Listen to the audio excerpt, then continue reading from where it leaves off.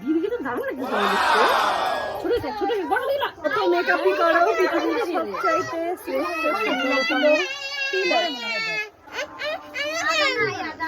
ওলে বাবা রাধে রাধে। আমাকে তো মা তিলক কেটে দিল, ভোরবেলা উঠে স্নান টান করে ঠান্ডা জলে আমরা স্নান করে দুজন মিলে রেডি হয়ে গেছি, শাড়ি টাড়ি পরে নতুন ড্রেস পরে দুজনেই তিলক কেটে রাধে রাধে বলো।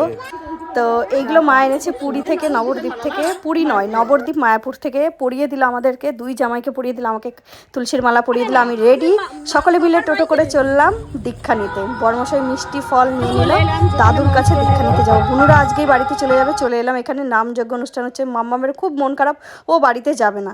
তারপরে আমরা চলে গেলাম দাদুর কাছে, গিয়ে প্রণাম করলাম, দাদুর কাছ থেকে আমরা দীক্ষাটা নেব। তো দাদু আমাদেরকে আশীর্বাদ করলো। তারপরে যে বড়মশাই জীবনের প্রথম ধুতি পড়ছে, তো আমি গিয়ে তদারকি করলাম। আমার বড়মশাইকে এত মিষ্টি লাগছে, জীবনের প্রথম ধুতি পরে খুব মিষ্টি লাগছে। দীক্ষা নেওয়া দান, এটাই আমার দাদু গোসাই। কেমন লাগলো প্লিজ জানিও, আর আমাদেরকে আশীর্বাদ করো।